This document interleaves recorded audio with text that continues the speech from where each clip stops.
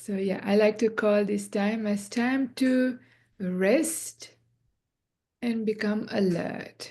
Because when we are tired, even though it is a weekend, still weekends can be busy. Maybe many things happened in the day. So this is the time now we allow ourselves to become present and relax the mind. That is the best way to pay attention. Not through will and focusing, but rather when you relax and allow the mind and body to rest, and then your alertness would increase, mindfulness would increase naturally, and then it would be easy to listen, to understand, and engage in the Dhamma. This is what the Buddha says, Tansunata sadhukang manasikarota. Listen carefully, heed, and pay attention. So the preparation is to really allow ourselves to just become present. So the idea of relaxation is very, very inviting. The only thing we have to remember is when we normally relax, we tend to fall asleep. So we give clear instructions to our mind that we want to stay alert and observe the process of relaxation for a little while. So keep your upper body upright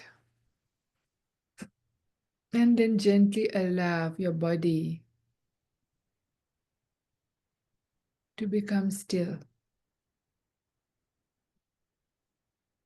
Give full attention to the sensations of your body. So instead of giving attention to the mind and its thinking processes, we become curious about the body and stay a few minutes, allowing it to become still.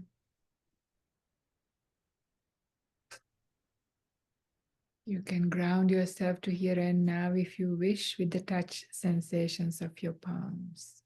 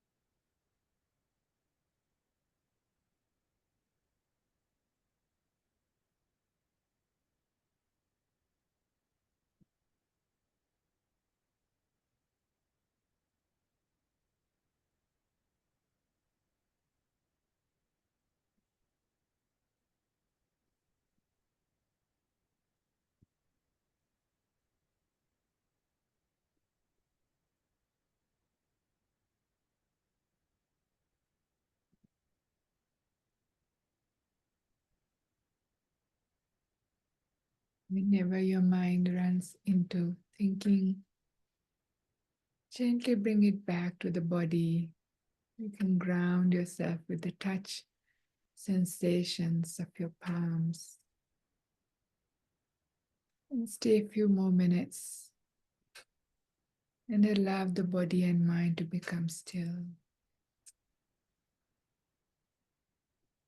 This is the art of learning to wait, waiting in silence.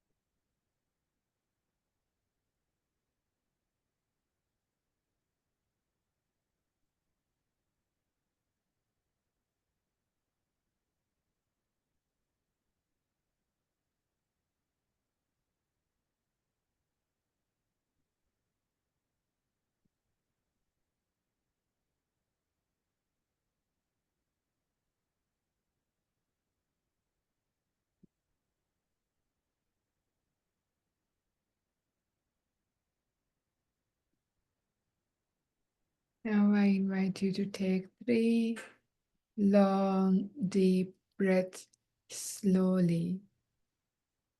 And at the end of the last one, you can open your eyes and come out of meditation.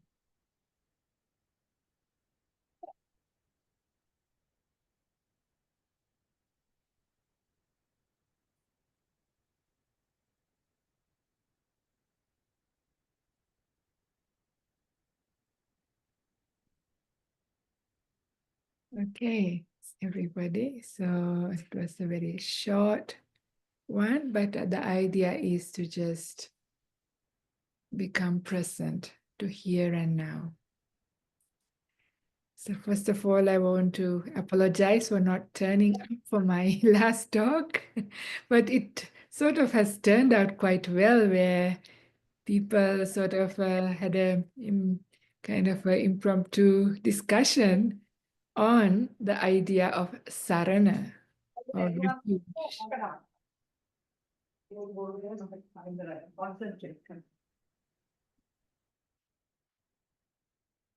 So, but even though the topic says this shelter or refuge, the topic that I really have in heart is this will come up in this verse.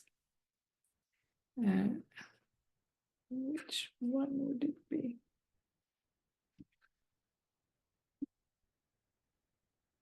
Life is, this is from Samyutta Nikaya, sorry, Anguttara Nikaya, Book 3, Sutta number 51. I'm just only reading just the verse in there. And this is what the Buddha says. Life is swept along. Short is the lifespan. No shelter exists for one who has grown old. Seeing clearly this peril in death, one should do deeds of merit that bring happiness. When one departs this life, self-control over body, speech, and mind, and the deeds of merits one did while living leads one to happiness. That's just one, but maybe that's not the verse that I actually wanted to say. Sorry. But anyway, that's also very good to start with.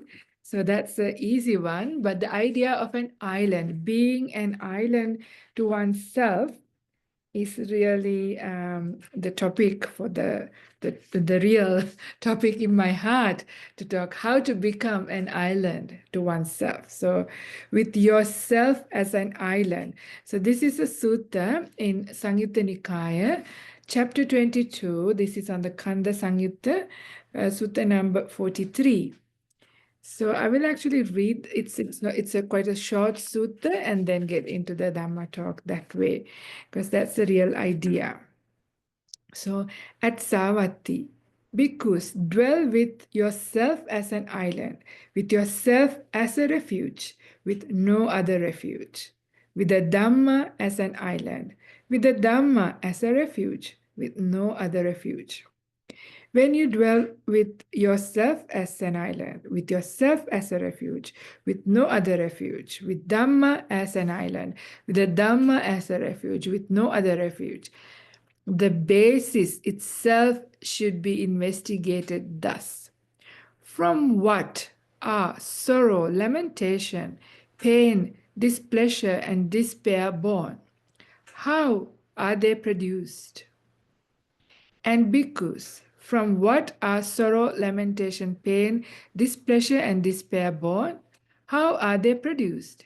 Here, bhikkhus, the uninstructed worldling, who is not a seer of the noble ones, and is unskilled and undisciplined in their Dhamma, who is not a seer of superior person, and is unskilled and undisciplined in their Dhamma, regards form as self, or self as possessing form, or form as in self, or self as in form. That form of his changes and alters.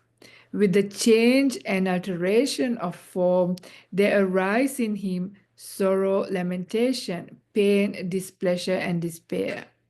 He regards feeling as self, perception as self, volitional formations as self, consciousness as self, or self as possessing consciousness, or consciousness as in self, or self as in consciousness. That consciousness of his changes, alters, and with the change and alteration of consciousness, there arises in him sorrow, lamentation, pain, displeasure, and despair. But bhikkhus, when one has understood the impermanence of form, its change, fading away, and cessation, and when one sees as it really is with correct wisdom thus, in the past and also now, all form is impermanent, suffering, and subject to change. Then sorrow, lamentation, pain, displeasure, and despair are abandoned. With their abandonment, one does not become agitated. Being unagitated, one dwells happily. A bhikkhu who dwells happily is said to be quenched in that respect. This is that tadangani bhuta, the word is. When one has understood, the same goes on to the feeling, right?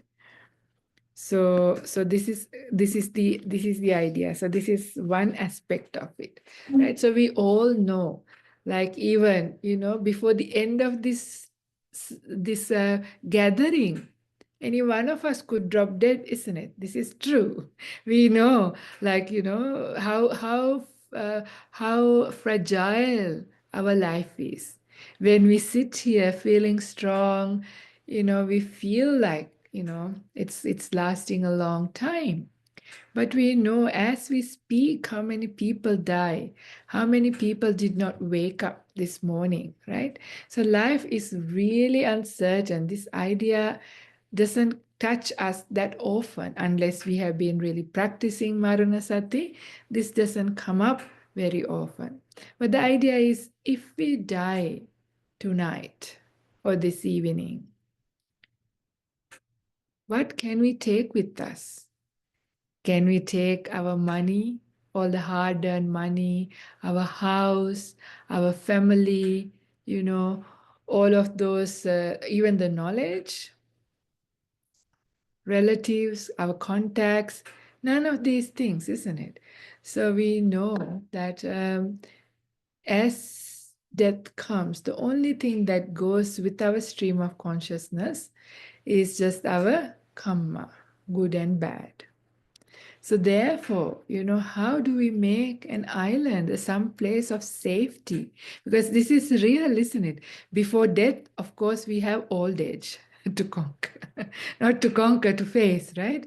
Old age is not something that is easy. And we also know sickness, yeah? Sickness comes our way as well. So old age, sickness, and death, these are the three big ones. But of course, being separated from the loved and having to be united with people and things that we don't like, all of these things are forms of suffering. When suffering touch us, what do we do? So usually the world thinks like if things go wrong, if I'm faced difficulty, then, this is where we invest in insurances, we invest in our investments, right? We invest in our knowledge, we invest in our contacts, we invest in so many these external things. But, we all of us have lived long enough to see, how all of these external things can only provide very little, isn't it? Very little. In the Rattapala Sutta, I can't remember exactly everything, but you can look it up. It's a really beautiful dialogue between this monk who has an arahant called Rattapala and King Korovia, I think, one of the kings there, asking questions. You know, the King Korovia couldn't understand why Rattapala, who came from a very rich family and was still young, handsome, intelligent, why did he become a monk? He couldn't understand. So he was asking, you know, what is the reason? And it's really beautiful to read, to get a good perspective about our life and what is important. But the part that I want to say is when King Korovya asked like this, the Rattapala, Arahant Rattapala asked the king, you know, when you are sick, you know, can your relatives take away your pain? So we know that, right? When we are sick, nobody else can take away our pain, right? Even medicines can give uh, some relief, but not all. Sometimes even the painkillers don't work with certain amounts. So nobody can take away when we are sick the pain. And he was asking, like, you know, how were you when you were young? You know, were you very strong? Were you able to, you know, go into war and use the bow and arrow really well? He said, yes, I was really an expert and I could really, you know, I was very skilled with these things. And then he said, how are you now? And he said, oh, now I'm 8 years of age. When I want to go put my foot onto the right side, it goes to left side. When I try to, you know, put my hand into my mouth, it goes above my shoulder. I have no control over my limbs. So this is what is old age like, right? Even that much, this body, what we take as mine, is not mine and out of my control. So like that, there is this really idea of, you know, and when death happens, who will come with you? Yeah, who can come? Can your money stop? You know, can anybody come with you? Nobody can come with you, right? This is the general idea because I didn't look it up. I didn't plan to talk about it. It just came up right now. So I brought it up, but you can read it. It's really beautiful, this dialogue of saying how, you know, none of these things that we normally invest in life does not really bring much fruit to us.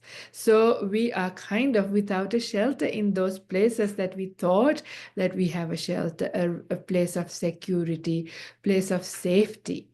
So then where is this safe place? Yeah, where can we find an island when the frightful floods come through? This is what this is a really beautiful actually verse that comes up. This is in Sutta Nipata in the Parayana Vagga 511 Kappa's questions. So there the Kappa, one of the students, says, for those standing in the middle of a lake, said Venerable Kappa, when a fearful flood has arisen, for those overcome by old age and death, speak about an island, dear sir. You must explain an island to me, so there will be no more after this. So then the Buddha says, for those standing in the middle of a lake, Kappa, said the gracious one, when a fearful flood has arisen, for those overcome by old age and death, I speak about an island, Kappa, having nothing, no attachment. This is the island with nothing beyond. This is called Nibbana, I say, the end of old age and death.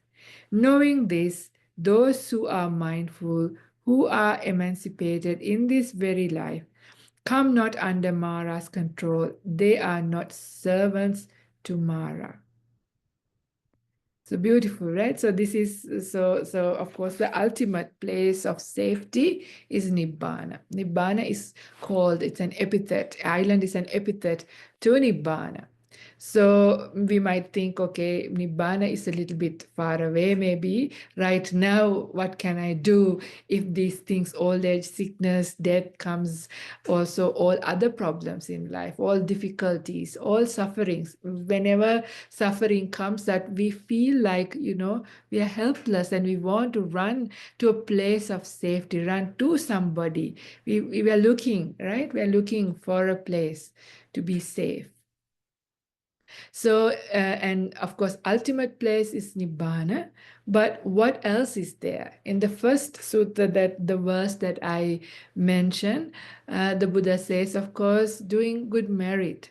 is a starting point. So this is something any one of us can do. So our actions by body, speech, and mind, if they have been on the wholesome side, so then we have good karma to go with us. So that itself is also called an island. So that's the easier one, and something that we can have right here, right now, right? We can take care of this aspect, not too difficult, right? So at least this is a starting point. So good actions by body, speech, and mind. The good karma that we accumulate is already the starting point of an island.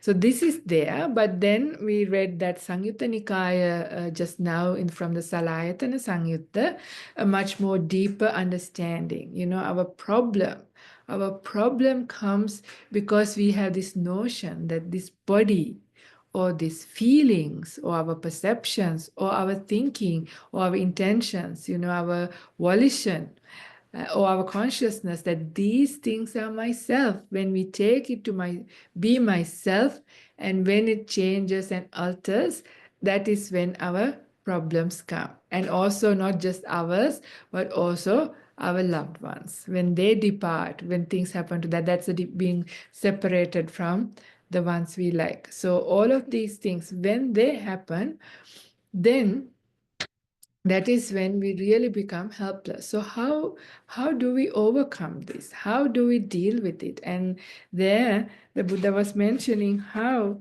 right view is such an incredible source of safety. Yeah, when we develop right view, right understanding. So it's not just the right view, just as a definition, what is there, but right in view includes the entire teachings of the Buddha. So there are so many beautiful tools, beautiful teachings that we can use to our life to make it easy to become peaceful and guide ourselves towards the end of the suffering completely. So right view is the real cooling factor, the real place of safety, the starting point of the Noble Eightfold Path. It starts with right view. So right view, there are many different aspects, and one of the aspects that the Buddha was talking here in this sutta that I discussed was that these things change and they are impermanent, right? Form is impermanent. We know that this body of ours constantly change, even during this talk itself, right? How many neurotransmitters change in our body? Our digestive system change, right? Our heart rate change. So many little changes happen even as we speak. And days, weeks, months, years go by and the bodies change. We know this. Our eyesight, how is it now when we compare to when we were young? Our strength of the body, even our hearing, all of these things, they change. Even our digestion may have become weaker.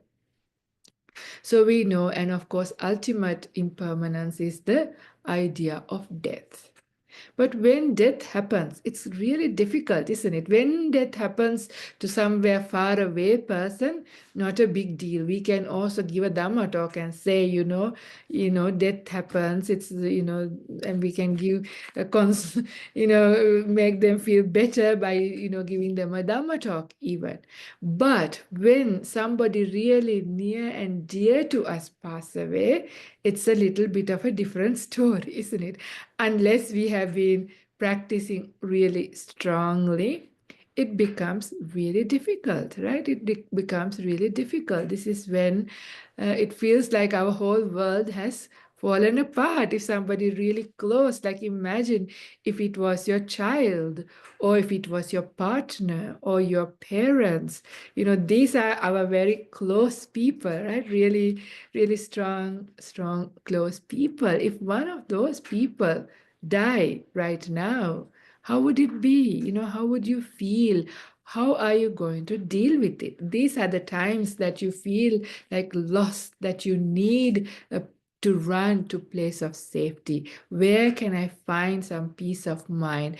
How can I overcome this extreme pains of suffering, sadness, or grief? This is just one, right? Just to take as an idea to explain how can I deal with extreme forms of grief, sadness, and sorrow, which comes to us with the idea of death, right? So, death. Let's first talk about death of a loved one. So that is usually what we think is difficult. So I usually ask people, are you ready to die?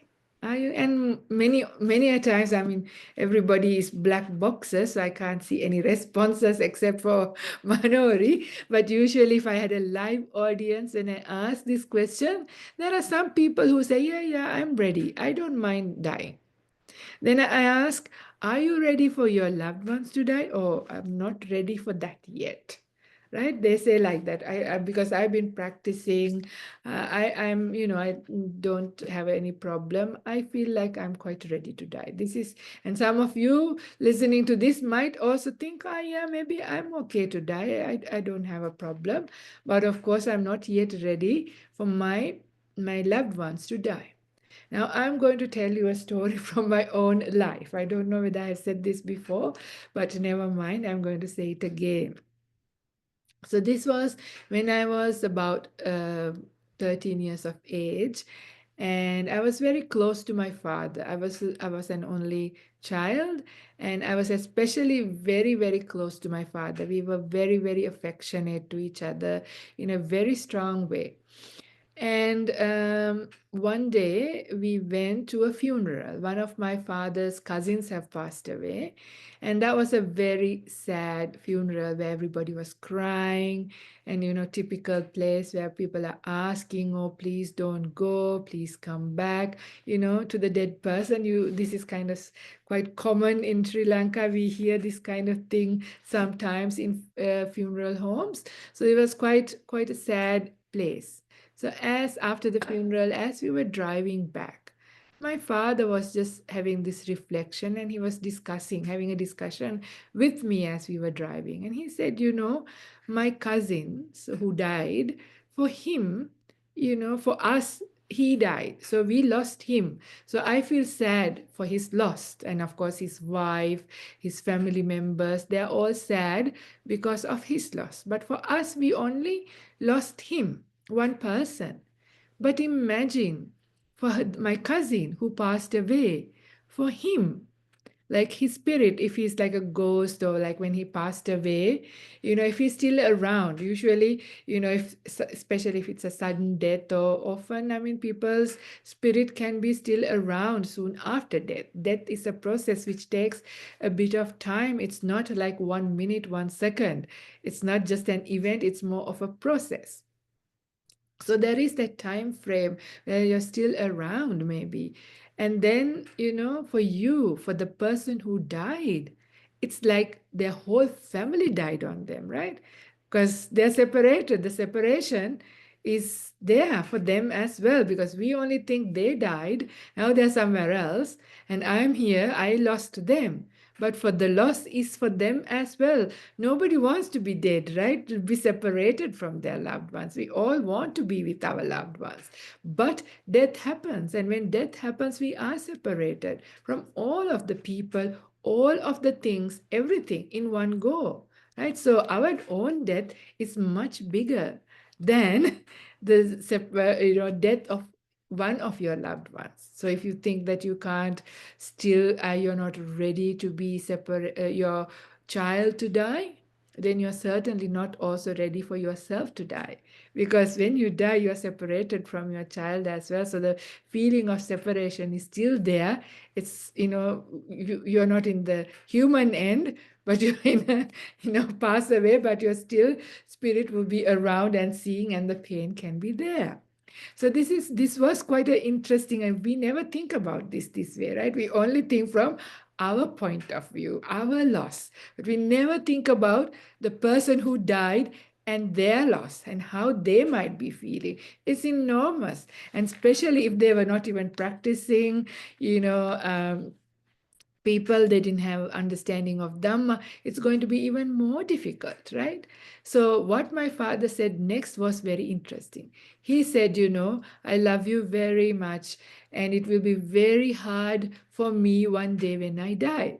My father knows that, one day he's going to die, and he says, it's going to be very difficult for me when I die to be separated from me as the daughter.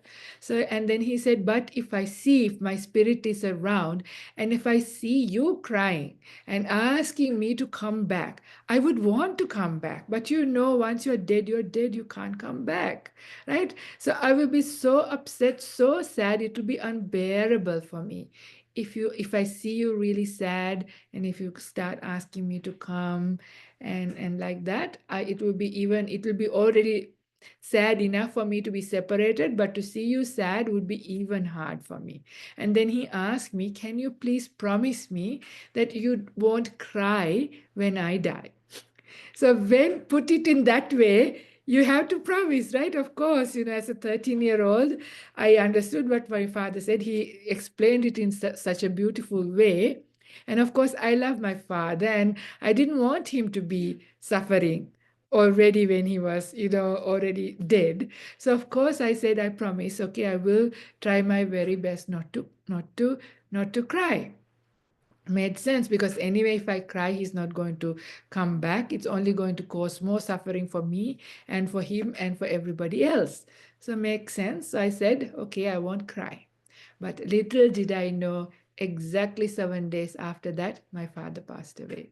He had 3 heart attacks in a row, and he passed away. And I was only 13. Yeah, and my promise to my father was very fresh in my mind. And it made sense what he explained. It was still there in my mind. So, of course, now what can I do? Yeah, but I have to keep my promise. I remember what he said, and I knew it was sudden death because it was heart attack. So very, very likely his spirit would be around, also because of his attachment and things like that. It will take a while before he will let go and move on. So, of course, now I'm going to say what happened. So, of course, I want to keep my promise, but the thoughts come, the natural feelings that everybody gets. If you lost your parents or somebody close to you, this is how you normally feel. Oh, I can't live without them. I really want to be with them. I want to have them with me. I don't want them to go. This kind of feeling comes the moment you direct your mind in that way. I can feel my tear, glands welling up and the tears starting to come. Then, of course, I realize I can't cry, right? So, and this is not through suppression. I have to say this because some people thought that I was really suppressing in a bad way, but this is not called suppression because this is coming with wisdom. Because I understood what my father said.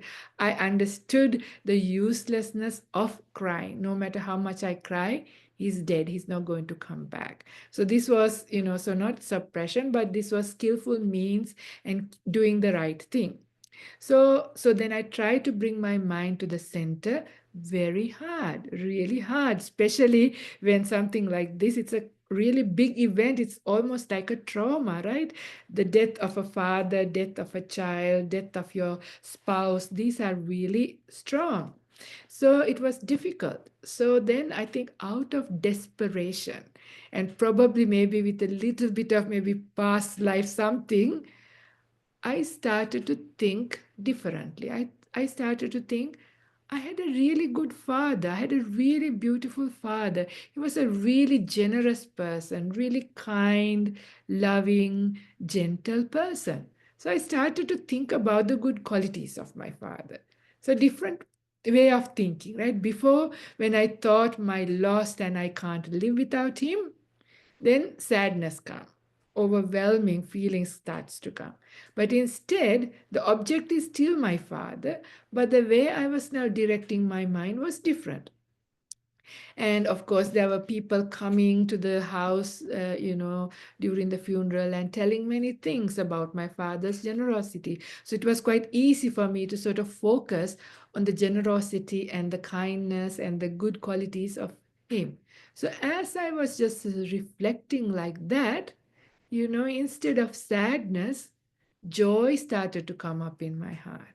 At a time where I should be crying, lamenting, weeping, beating my heart, joy started to come up, right?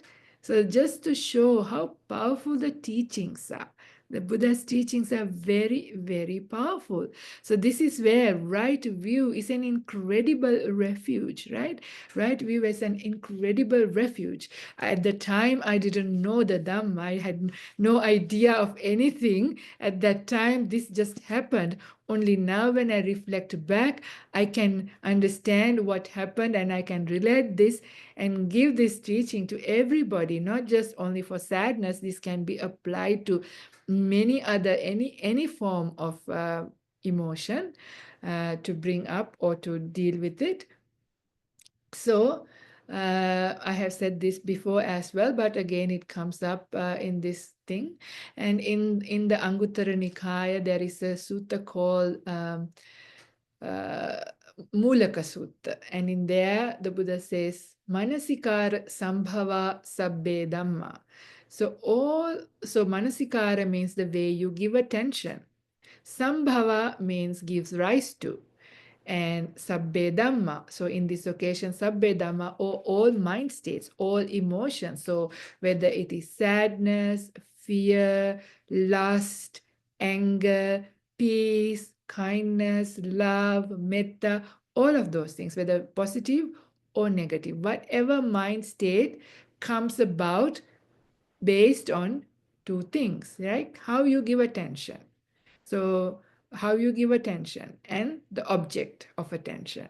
So, there is an object and the way you give attention. So, in this occasion, the object was my father's death, my father, right? So, one way of giving attention is thinking, I can't live without him, right? Based on my own selfish desire, greed, right? So coming from unwholesome roots. So this way of giving attention is called ayoniso manasikara, unwise attention.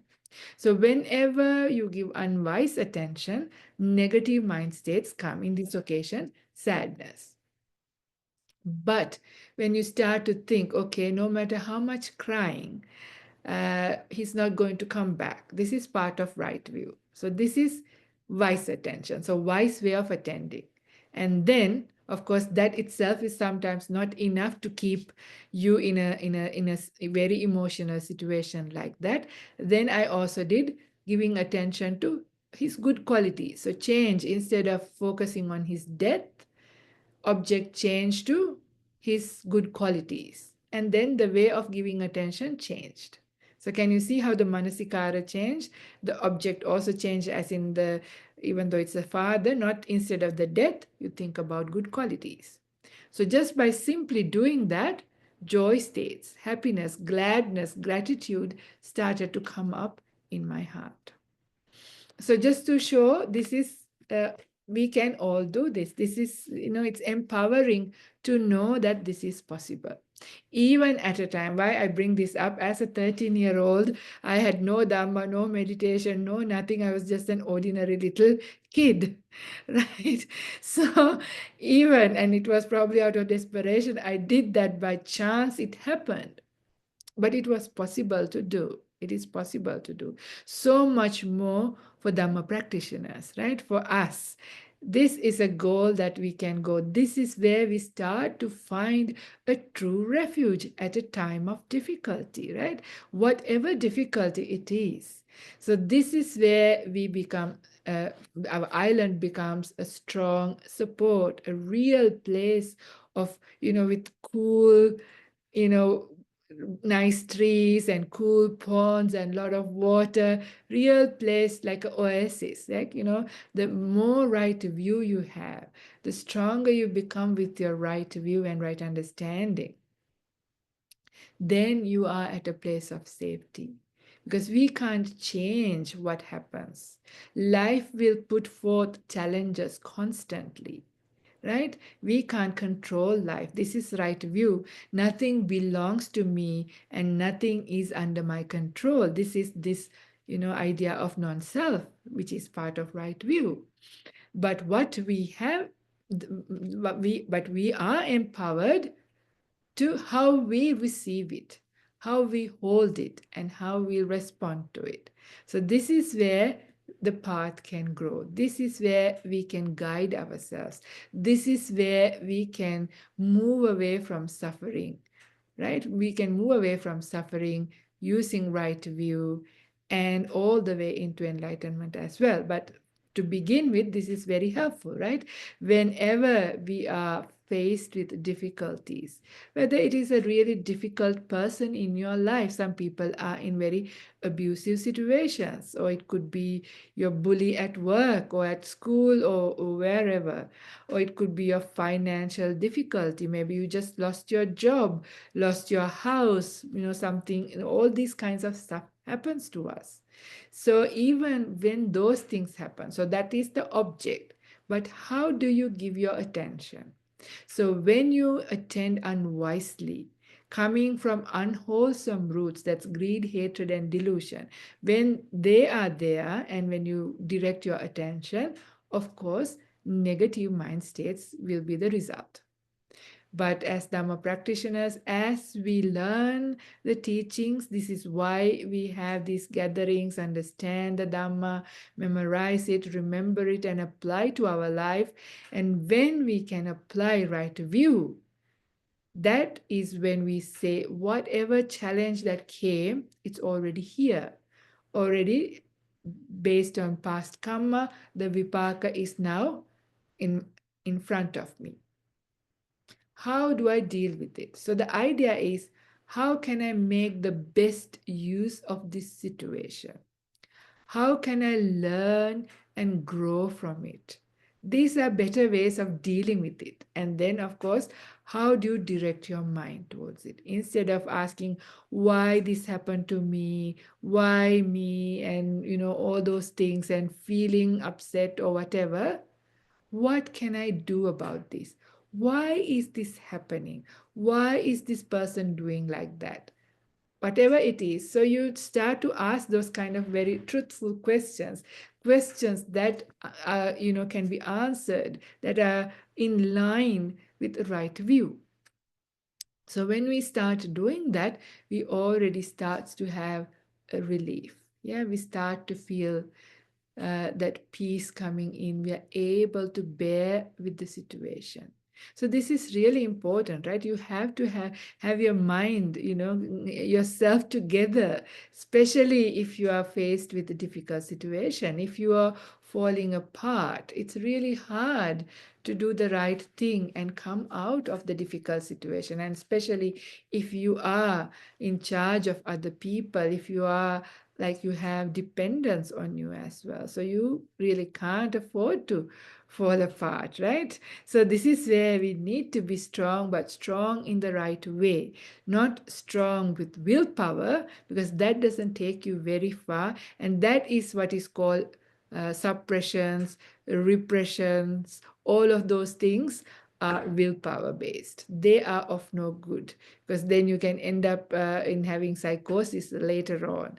So not like that, not with willpower. You deal with things with wisdom power. This is what the word Ajahn Brahm coins. Wisdom power is when we use that energy of the mind together with right view. So we direct the mind in the right direction, give attention in the right way, based on right view, right intention. Then, of course, we can come up with much better positive mind states. So even in a difficult situation, let's say a difficult person or something like that, then of course, understanding at least they are the owners of their own karma, another aspect of right view, right? So when you remember that, at least you can become a bit equanimous. Okay, their karma will take care of their business. I don't have to get involved. Let that, leave it with the karma. So at least like that you can make peace. It doesn't mean that you allow difficult people, abusive people to continue to do harm. Not at all. So you of course have to put down your boundaries, take action, whatever, even court case, whatever it is, that's fine. but how you do it, what kind of heart do you have? Do you do it with fear, anxiety, worry, anger, or do you do it with a heart that is either equanimous or with compassion, even? Because you actually start to have compassion for difficult people in life, because when you see the problems they get into, the very fact that they're difficult shows that they are suffering themselves. That's the reason they do difficult things is a response to their own suffering. In their pursuit of happiness, they cause suffering. This is us. We have been there, done that, so you know this is true.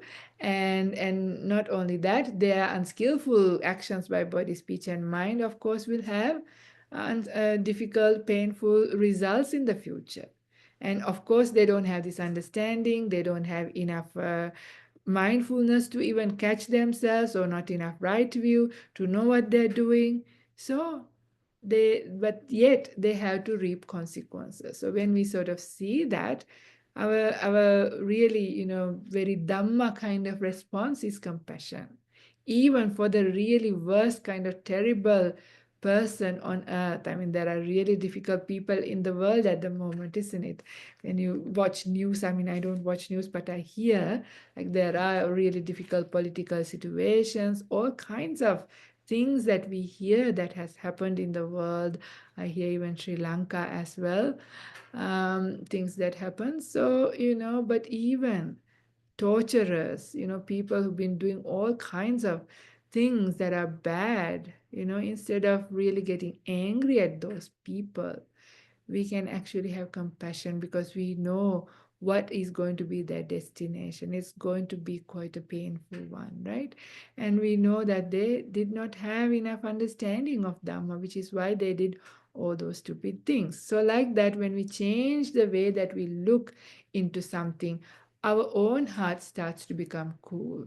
Our own heart doesn't start to burn, because otherwise, at the cost of outside things and outside people, the death of a loved one or loss of something or difficult people, we start burning. Big fires are lit inside of us, and this is that suffering. But right view is an incredible refuge, an incredible island. So, this is what the Buddha was saying, to find an island in oneself, right? Make an island, because you can't go outside for these things.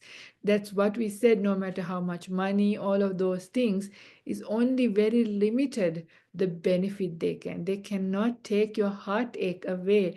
No matter how much money you have, no matter how much medicine you can take, painkillers, whatever it is, the heartache cannot be taken away, for example. So only right view can heal the heart. Yeah, the right view can heal the heart. So this is where building up right view is building up our island. So this is really quite a powerful thing to reflect, and not so hard to do, starting from where you are at, just by even reading, listening, and understanding, even as a knowledge right view, is already helpful. Then slowly we internalize it. How do we internalize it? Is when we experience, when we go through life, when they become apparent, when you see these things happen in your own life, then it slowly starts to internalize. Of course, the real internalizing strong ones happen with deep meditation. So after you have much more clarity, when the hindrances are down, you see much more clearly. This is called vipassana, right? Vi means clear, passana means seeing. So clear seeings happen after deep meditation. When the hindrances are down, then you see the same kind of thing. So we all just heard many times during even this talk, the problems of old age, sickness, and death, for example. Did anyone of us got enlightened right now? Nobody, right? We are still here. We still want to live. We still want to indulge in the sensual world, even to some degree. Yeah, maybe not to the extreme levels. We're still not ready to, let go of things. But It is the same three things that arouse nibbida. And your mind can turn away and get enlightened, because this is first noble truth, right? The Buddha awakened to this truth, right? Old age, sickness, and death. This is a part of the first noble truth. What was the difference? The difference is when the mind is without the hindrances. When you see this, you see it much more clearly. You see and feel it more deeply, yeah? And because the hindrances never allow you to penetrate it deep. It doesn't touch us. That's why, yeah, I know I'm getting old. I know I'm getting sick. I know I'm going to die and my people are going to die. But it doesn't really arouse nibbida. But when the mind has become really peaceful very deeply, that is the time when we are faced with this. Suddenly, our mind just turns away. Yeah, turns away from all of these things. The Nibbida comes, and after Nibbida, Viraga, Nirodha, and Nibbana. Right? So this is really helpful to understand, the power of right view and right understanding. This is the starting point, and of course, right view and sila, Ujjukaditti and sila, are the foundations of mindfulness, because mindfulness is big in the world. And you also had a very beautiful session. I would like to listen to it. It sounded very exciting and interesting, your last session about mindfulness. So mindfulness is important, and mindfulness is quite wide, but when it comes to samma sati, it's a smaller area. But even for samma sati, the foundations are right view and sila. So that is the right so mindfulness, sammasati, is the one that is directed towards enlightenment. All other kinds of mindfulness has many benefits in the world, and that is okay, but that's not going to get us enlightened unless we have right view. So that is the only difference. So with right view, if you develop mindfulness and together with virtue, then it is heading towards enlightenment. But we can still develop mindfulness without right view that has other benefits, but not enlightenment. So this is the distinction here. So if we are interested in ending of all suffering, nibbana, then of course building up right view is the starting point. And it brings with it peace, joy, and release here and now, freedom here and now. So this is why it is such an important kind of thing to remember, to build up, learn, understand, and apply right view. And and when you do that, when our gross forms of suffering is laid aside, then we are able to find enough peace to be able to meditate. Otherwise, if we have this strong grief, for example, or strong anxieties and stresses and depression in our mind, it is hard to meditate, right? So we have to deal with these things by applying right view, and then cool down to some degree, have a bit of space. So go on to our island of safety, starting point of island. And then we can sit in meditation. And then the island becomes even stronger all the way to Nibbana. So this is a really big topic. There's endless things I can say and reflect, but maybe it is a good time for me to stop. It's been almost more than an hour. And maybe if there is more time, we can open up for questions or a discussion, whatever you feel is appropriate. So you can either put into the chat or Thank you unmute. very much, very much, Ayya Karunika, for that very practical and yet profound teaching, which is relevant to everyone. A situation that we'll all have to face, we have not even already faced. And as a 13-year-old, a very powerful message you gave, a true life story, as you always do, in giving very powerful, practical, where the Dhamma comes into our daily lives.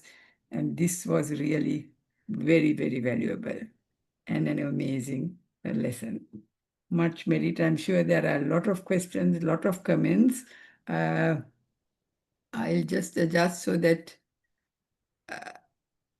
I'm allowing the participants to unmute themselves. If you wish to, please unmute and ask your questions or give your comments. I'm sure there are many. I think Samantha Jayatilaka has already. Samantha, you want to say anything? Because you put something on chat. No, well, just exactly what Dr. Manouri also said, Ayya, Karunika. Karunika, that was just such an amazing talk, and I felt it came at the right time for me because I collected my father's ashes yesterday, after he passed away on February the 11th, and I was nervous going there, and all I saw was just I collected a bag and these tubes, and didn't expect it, but it was quite heavy. So I suppose my dad is, human beings are heavy, but yeah. And I just collected it, and that's all I saw of my dad, just in a bag, his ashes, and what you just said really helped my experience as well, because all I couldn't cry when he passed away, because I was with my dad for the last 5 years, and I saw every stage he went through. He's ill. He was amazing with us. To me, he was just my dad. So we would just, banter if we disagree, etc. But then I saw him deteriorating in the last, gradually over the 5 years, and that was it. So I saw him to the last breath when he passed away in hospital, and that was it. The Dhamma, just that was what Buddha said, and it was just a lovely experience, to have that, and I really valued that. Thank you. And what Aya just said, it's so true from my experience as well. And again, what I thought was like I couldn't cry, and I thought, what's the point? I'm just bringing up memories, and all I could remember him is what people were saying, how wonderful he was, his morality, what a good person he was, which I never thought as a kid because he was just my father.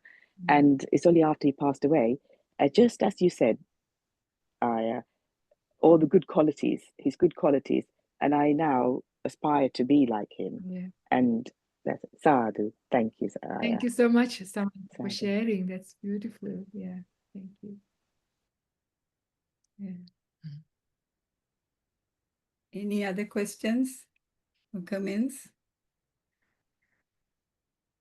I think we have our,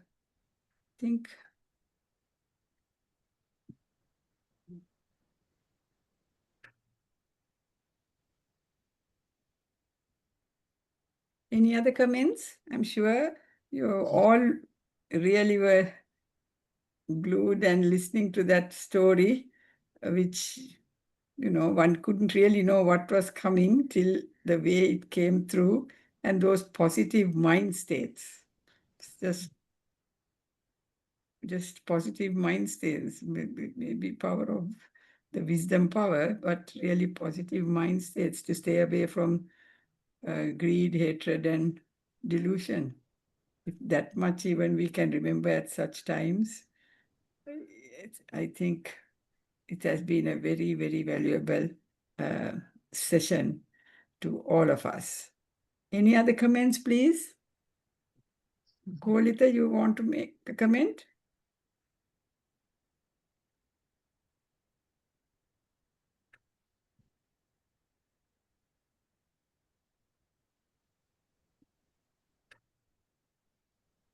People have gone silent. I've got comments on the very useful message, says Tamara Taude. Thank you very much. Much merit to you, says she. You can unmute. I think anyone can unmute now and say anything if you wish to. Manouri, just for a discussion, shall I just say something? Just to... Yes, please, go ahead.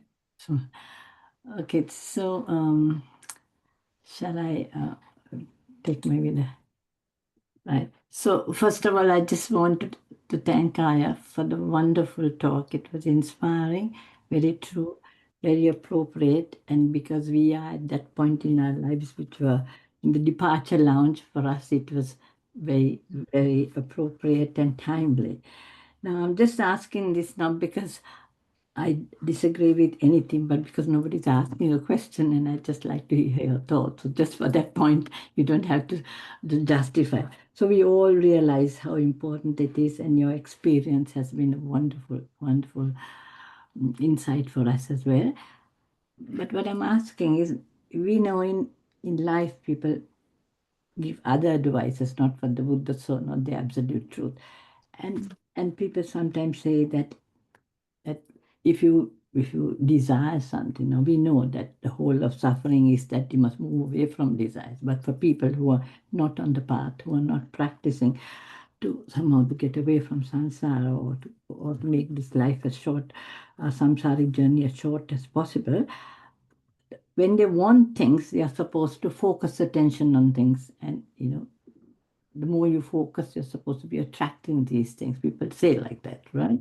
So, for example, if you want to pass an exam, you must be get focused and you must constantly think, and then these things happen. So, when we are looking at death and constantly doing Marananasi, and we also have the Buddha when he first, but in one of the suttas, I forget the name, where he had spoken, introduced Marananasati and people. And when he came back, there were the number of monks who were there were few, and they said, and when he asked Ananda why it was, he found that a lot of people had, were committed suicide, and then he afterwards introduced Metta Bhavana. So just in that context, when we constantly do Marananasati and bring that, it's a good thing because the realization of Anicca Dukkha Anatta is there, and that's a state of mind, so that when we go from here, our thoughts are very much related and with acceptance, and the fear and the anxiety is not there, and I know that.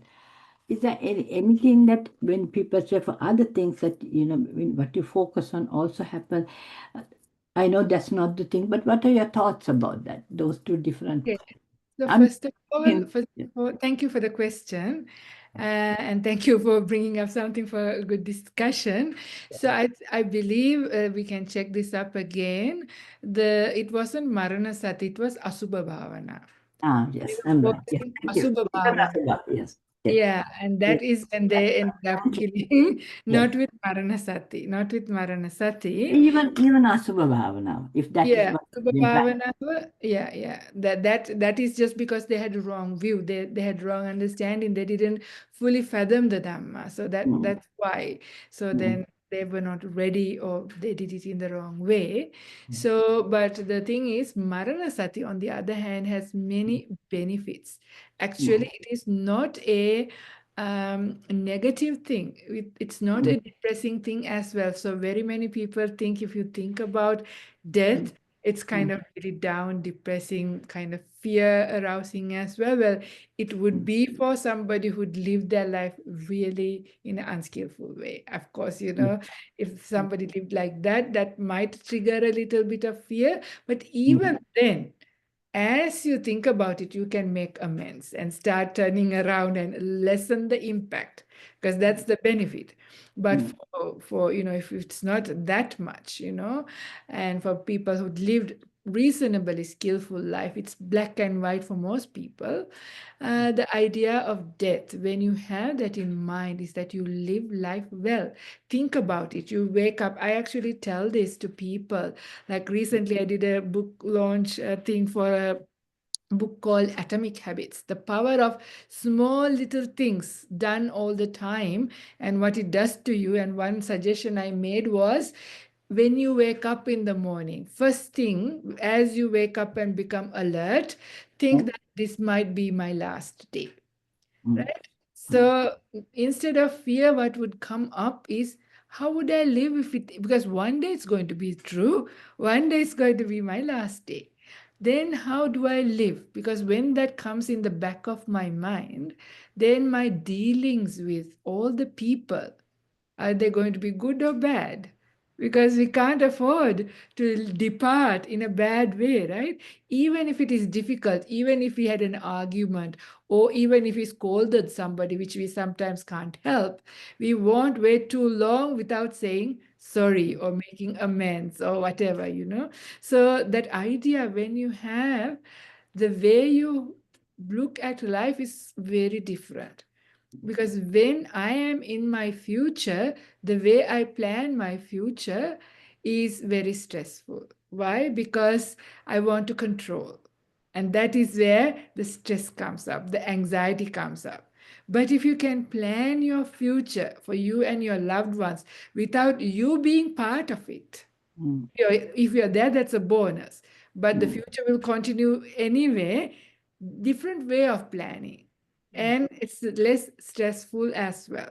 Because with or without you, life will continue. The way you bring up your child, even, is very different. Again, I don't know how much time do we have. What time do we finish, Manouri? Well, we have another 5-10 minutes for the discussion, definitely. Okay. Yes. Okay. Here's a very, very interesting thing. So I already spoke about my father's death at 13, and I was the only child. At 14, my mother had cancer. Right? So then my mother was telling me, I could also die anytime. So, this is now real. But so, of course, my mom, single mom, and she was working as well. So, of course, when I had extracurricular activities, sometimes she asked me to come in the bus. Like, normal public bus. I really hated going in the bus because when my father was there, he would drive me everywhere in the car and all that. But my mother, it was too much for her to drive me and work and do everything. So she said that I sometimes have to come in the bus. So I was crying and telling and arguing with her, saying, don't you love me? Aren't you scared? I'm a girl. Something bad might happen to me in the bus. So my main thing was I hated going in the bus. But I was trying to make her feel guilty. That was my plan. But then she told me, she said, yes, maybe something can happen. This is true. These things sometimes happen in the buses. But at least I am still here when that happens to you. So I can help you. I can, take care of you if something bad happens to you because I'm still here. But if I die, because now I also have cancer, then you'll have to go in the bus anyway. Who's going to take you? You have to look after yourself. When that happens, if you don't know how to take care of yourself, how to go in the bus, and if I'm also not there, what's going to happen to you? Right? So this was a really remarkable lesson. So very many, especially Sri Lankan parents, but also very many, I can't just say like that, but I know very common, we actually handicap our children. We spoon feed them, do everything for them, and they don't know how to live without you. I remember even when I went to uni, I was in India for my bachelor's, and all the other kids who came, nobody knew how to cook. And they were just eating Indian food. They got fed up. They wanted Sri Lankan food and they don't know how to cook. I was the only one who could cook and I taught everybody. Parents never taught them how to cook, do anything. So this is not the right way of doing, right? So my mom, so as a way, so she already took herself out of her future because she had cancer. She thought she might not be there. So the way she was trying to bring me up was in a different way. Can you see? So it's very powerful message, actually. This is a really powerful message, how to bring up our children as well, make them independent. So this is the idea. When the idea of death is there, how you do things, even, who said what doesn't become important. What color you are going to paint your house, you don't have to have a big argument about who cares, it's okay. If somebody wants it, let them have it. So many things change when that idea of death comes in. It's not a negative thing at all. In fact, it is a positive thing, because you know your time with your loved ones is short. So you spend quality time. You make the right priorities in life. You say to the people you love that you love them. You don't wait till later, because you can't be sure if it is today. You got to say that today I love you. Not wait until tomorrow, until after you're dead. So like this, actually, life takes a remarkably beautiful turn. And also you become very careful about your actions by body, speech, and mind. So your sila actually increases, because you realize, if the life is short and karma is what's going with me, then I better be careful, how I look after myself, because that's my only inheritance. So we talk about success in the modern world, like being highly educated, money, affluent society, all of those things. But as we know, we can't take any one of those things. But the real success in life is how well have you lived your life? How was your sila? Good karma, your meditation. This is so why we become heedless with life is because we forget death. So we become heedless and do all kinds of stupid things and waste our life. But when the idea of death comes, it actually doesn't lead you to becoming depressed. In fact, it goes the other way around. And also, when you do death contemplation, the result is actually joy. Joy comes up as you become one pointed on that, because you get one pointed and it's also a reality, and you realize, well, if death is inevitable, what am I doing chasing after this sensual world? Or wasting my time. So you sort of turn away from that. It actually aroused this sabbaloke anabhirata sanya, non-delight in the whole world kind of thing can come up. When that happens very powerfully, your tanha, your craving, temporary at least subsides. So when that happens, Cheto Vimutti, your mind releases. Yeah, so death contemplation is a really powerful way to also stop your thinking when you meditate, because it's a waste of time, because who knows my future? Why am I wasting time thinking about future? Why am I worrying about my past if I'm going to die? And instead, also with this nibbida, you can actually really get into deep meditation quite quickly. That's quite a powerful thing. So that's a whole Dhamma talk I think I gave some time ago, but this is a review of it. Thank you. We have 5 minutes more. Of course, within that 5 to 6 minutes, we have to transfer merit. But otherwise, we can have another question or comment from somebody. Thank you for that. That we have, I think there's a lot of research even by psychologists that those who were made to write essays on death and things like that became happier people. Funnily enough, because they had sorted things out and looked at it positively. And also near-death experiences is another beautiful topic for another time. And the research that comes out from near-death experiences and what they say, they realize life is not about achieving goals, but how you achieve them. People are more important. So how you conduct yourself becomes more important. So that is, of course, when they had an experience of death and they come back and they tell the story. But that's going to be for us as well. So it's quite powerful. Any other questions? Sorry, before just quickly, Dr. Manouri, if I could just quickly ask a question. How did you, at the age of 13, have such a wise, shoulder on your, head above your shoulder? I think it was stroke Because of luck. Stroke of luck, Yeah. really. Yeah, it was just like I said, that desperation. I just turned my mind. It could have been maybe a little bit of past life practice or something. I don't know. It's not practice from this life at all. I didn't know any Dhamma. I had no instruction. I was only 13. When I was 13, we didn't even have much Dhamma discourses, right? We just only knew ritualistic Buddhist. So it was just stroke of luck, not wisdom. Thank you. Did your father help you with spending that Uh, time with your father, his actions, My father also conditioning didn't you? know Dhamma really, but he was wise in his own way, like his generosity and stuff.